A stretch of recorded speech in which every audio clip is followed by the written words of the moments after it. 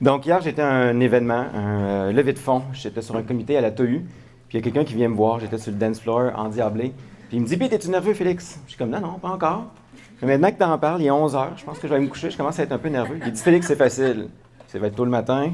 Tout ce que tu as à faire, c'est d'être le jus d'orange et le bacon pour ces gens-là.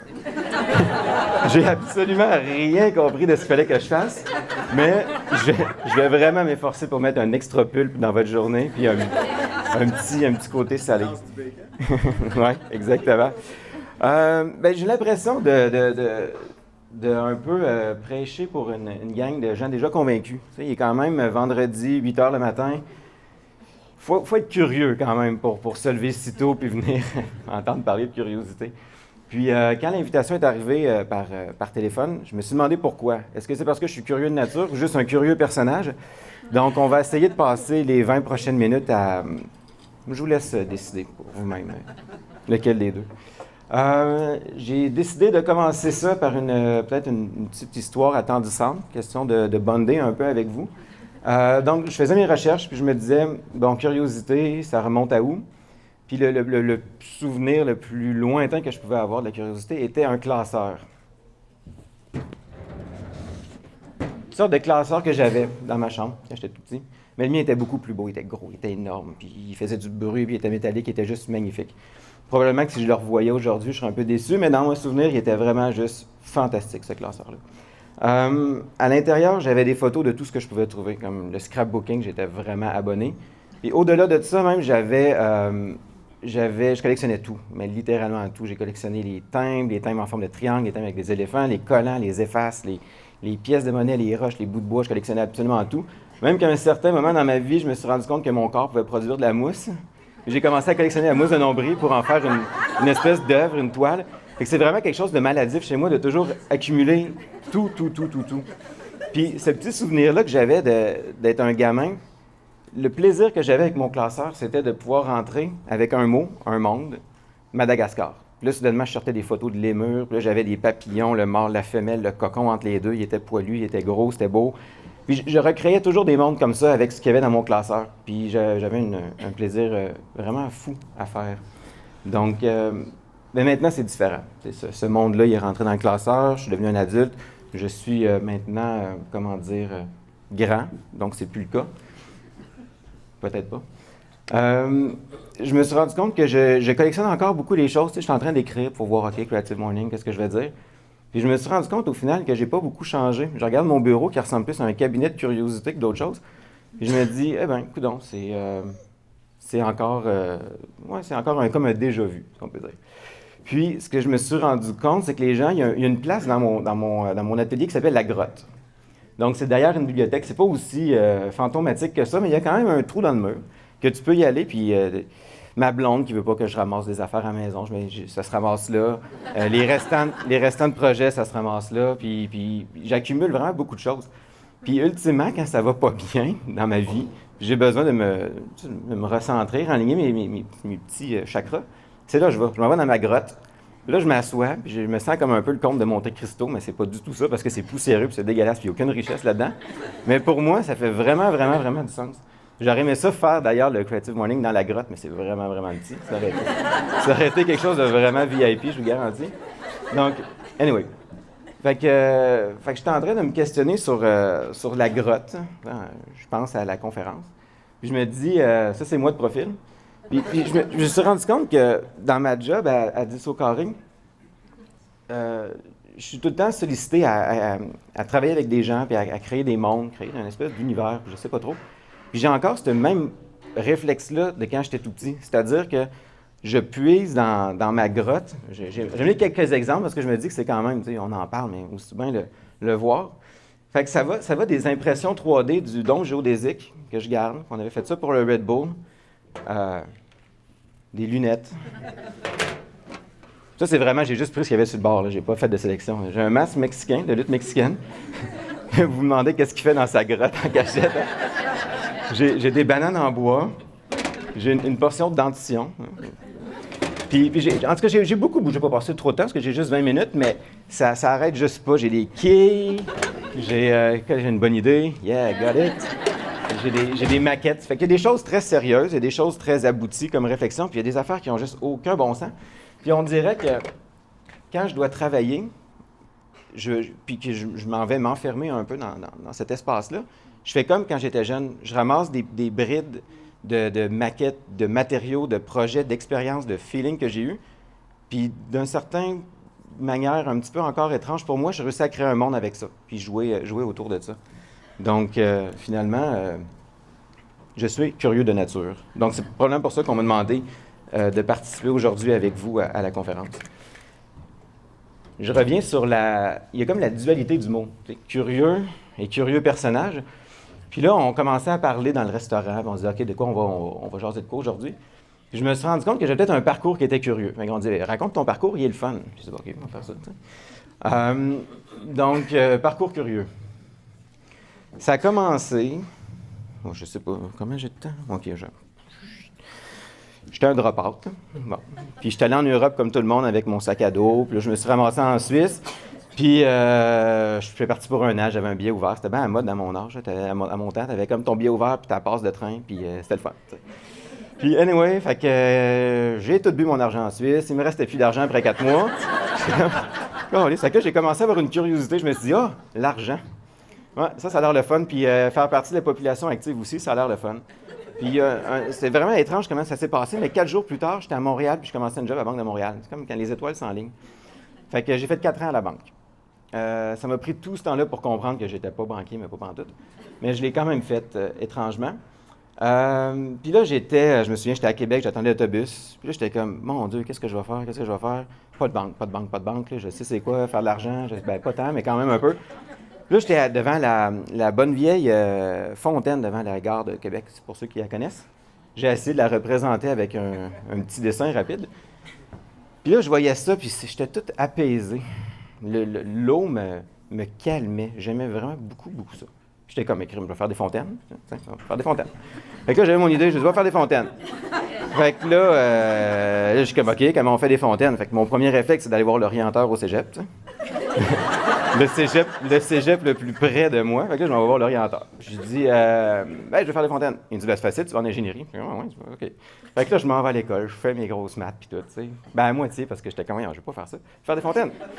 Fait que là, je vais retourner voir, il me dit, tu vas en architecture. Je suis comme, ouais, t'es sûr de ça? Là, je vois le code du bâtiment. Je suis comme, non, on va pas en tout, je vais faire des fontaines. Puis, étrangement, il y a un de mes amis, il vient me voir, il me dit, Félix, regarde ça. Là, il me tend un petit pamphlet. Bon, c'est un pamphlet du cégep de Limoilou. Puis c'est écrit en gros lutherie dessus. J'étais comme, c'est exactement ça. Si je peux faire un violon, je suis capable de faire une fontaine. C'est exactement ça. Il y avait aucune espèce de logique là-dedans, mais dans mon esprit, si j'étais capable de faire un violon, j'étais capable de faire une fontaine. 4 ans plus tard, j'ai vraiment fait ça pendant 4 ans, je me suis rendu compte que c'était vraiment pas le cas. Mais j'avais quand même poussé une certaine curiosité. Mais surtout développer une curiosité dans les matériaux. Parce que là, je savais travailler le bois, puis selon moi, le violon est pas mal un des objets les plus compliqués que tu peux faire. Tu sais, c'est comme vraiment, comme tu commences la session avec une bûche, puis tu finis avec quelque chose qui joue de la musique. Quand même, c'est pas si évident que ça. Fait que j'étais bien content de ça, puis là, j'étais comme, là, je veux faire la même chose avec le plastique, faire la même chose avec le métal. Fait que je me suis ramassé, histoire courte, je me suis ramassé en design.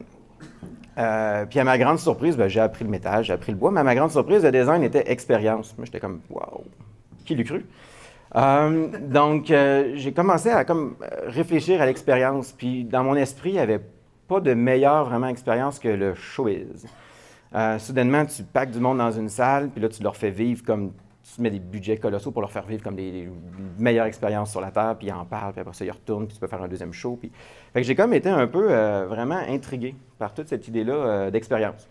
J'étais rendu au point où on explorait des idées, on explorait des parcours, on était curieux à ce sens-là.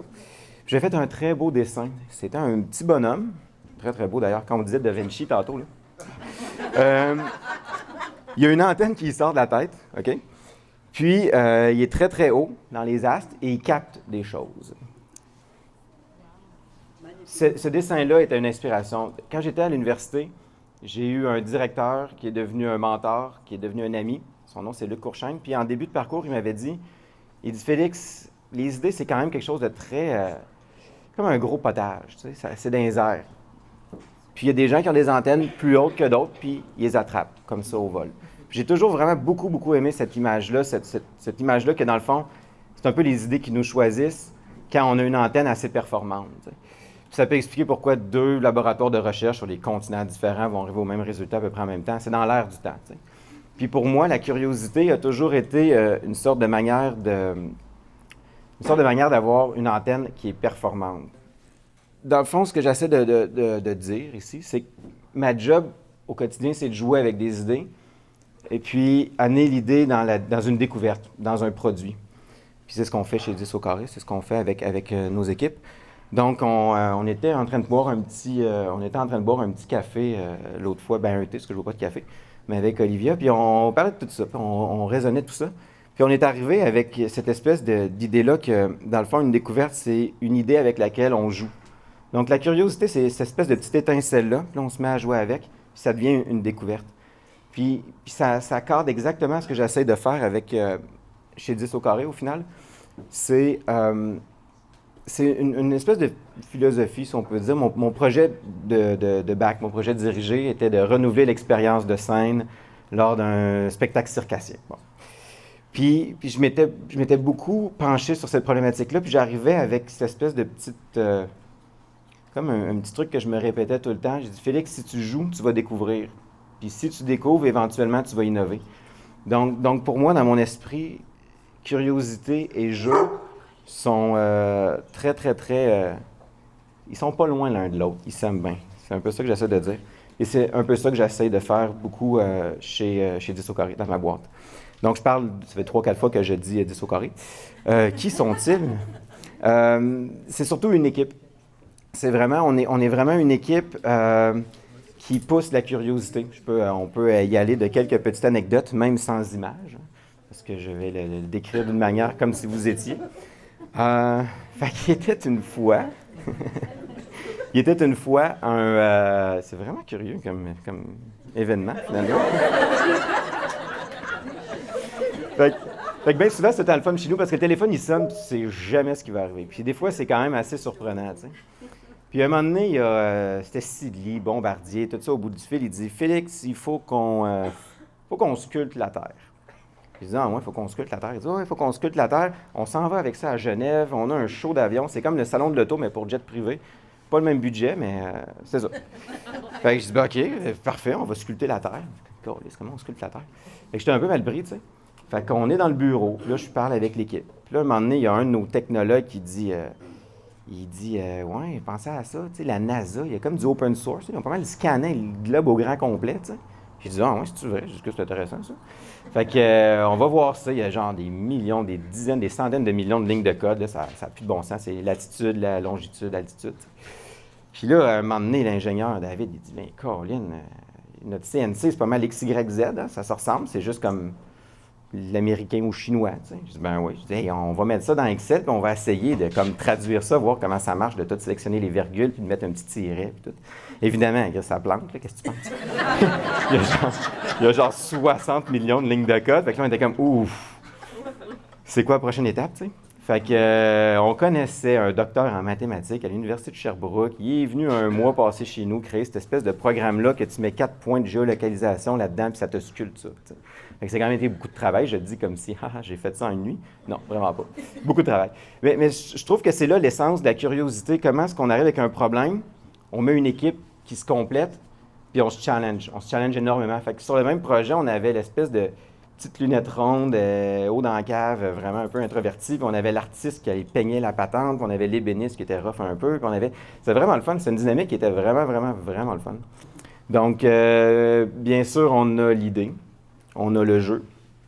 Je pense que quand on a l'équipe, ça nous prend un terrain. Donc, ça nous prend un terrain pour jouer. C'est un peu ce que j'essaie de donner aux gens qui viennent dans mon entreprise, d'essayer de devenir un coéquipier sur leur projet, un coéquipier avec tout ça, finalement. Donc, j'aimerais, avant de quitter, parce que je vois que ça commence à être vraiment le bordel,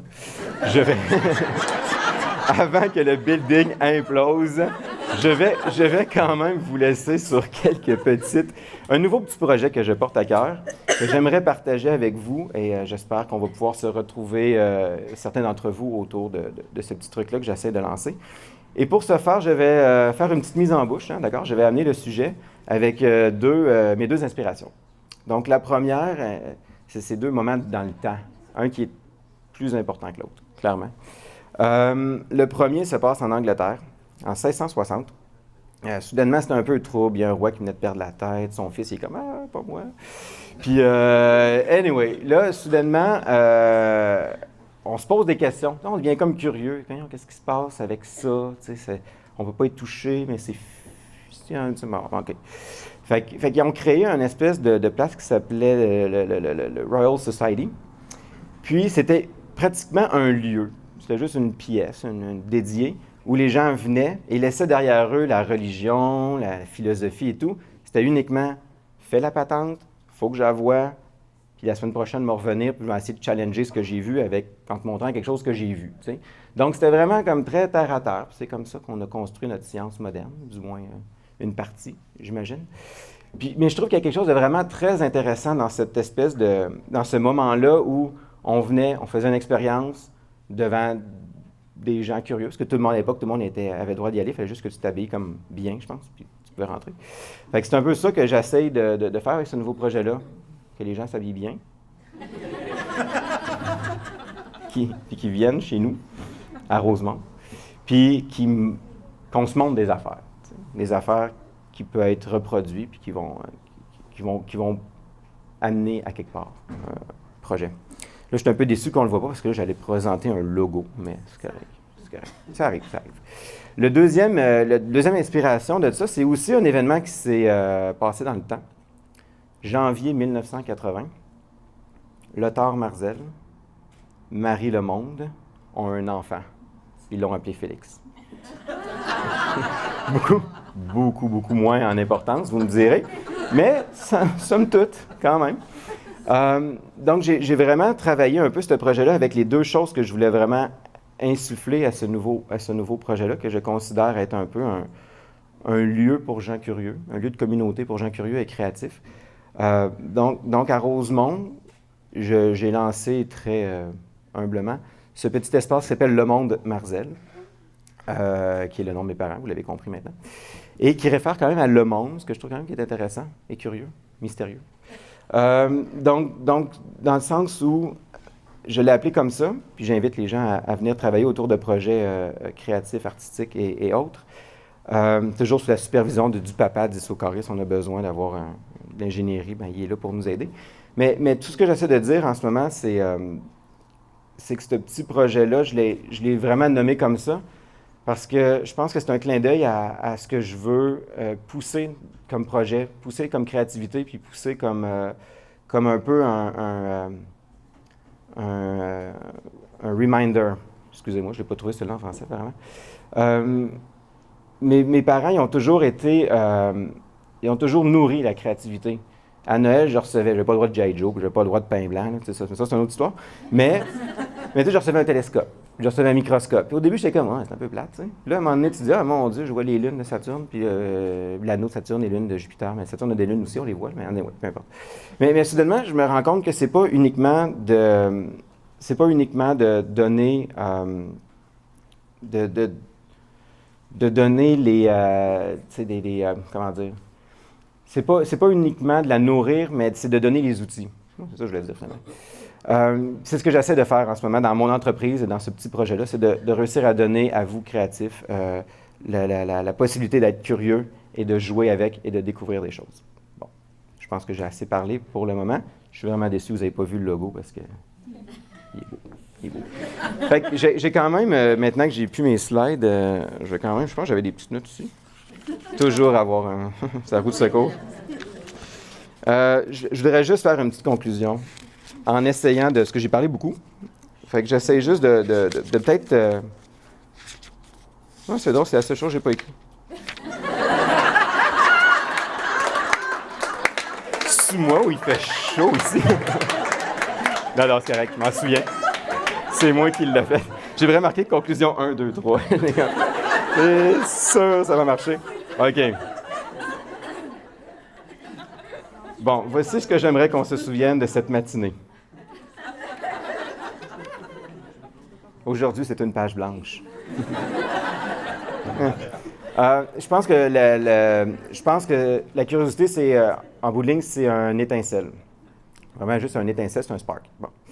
Et j'aimerais vraiment que vous l'exploriez avec le feu sacré. Ça, c'est la première. C'est beau, hein? C'est la première des choses. La deuxième, c'était, ça vous prend une équipe et un terrain de jeu. Peu importe lequel, faites ça. Puis la troisième, si quelqu'un peut-être voudrait la dire, parce que je ne l'ai pas tout à fait en tête, mais si... Oui, allez-y. Garder son cœur d'enfant. Garder son cœur d'enfant. C'est exactement ça. Le classeur. Merci, merci. Merci. Donc, juste en terminant, j'aimerais vous poser une question maintenant. Bien, une deuxième, parce que c'était pas prévu, mais je l'ai faite. Une deuxième question, si vous permettez. C'est quand la dernière fois que vous avez osé? Oser vous permettre d'être curieux. Demain, là, demain, c'est samedi, n'est-ce pas? Fait que c'est jour de congé. Fait que peut-être que vos pouces pourraient s'égarer d'Instagram ou Facebook pour une petite minute, puis peut-être s'inscrire à un cours de gouache ou un cours de poterie. Hein? On a des gens qui font de la poterie ici qui pourraient vous aider là-dedans. Mais juste voir où ça vous mène. Où cette petite... là, je vous dis pas de tout lâcher pour aller faire des violons pendant 4 ans. Là. C'est pas nécessairement une bonne idée. Mais juste, je vous mets au défi de juste le faire, juste regarder, puis quelque chose qui vous a toujours un peu titillé, là. Allez-y, il y a des belles plateformes, les S180 de ce monde, des choses comme ça. Faites le pas. Demain, c'est le jour. Je veux vraiment remercier l'organisation. Je veux vraiment remercier vous, cher public. Merci, c'est vraiment le fun. En dépit de tout, là, c'est vraiment, j'ai beaucoup aimé réfléchir à tout ça. J'ai une adresse courriel qui est felix@12.com, il est supposé d'être là. Mais dans tous les cas, Facebook, n'importe quoi, si vous voulez me parler de projet, je suis vraiment le gars le plus curieux quand vient le temps de matérialiser des choses. Merci, une bonne journée à vous. Merci beaucoup.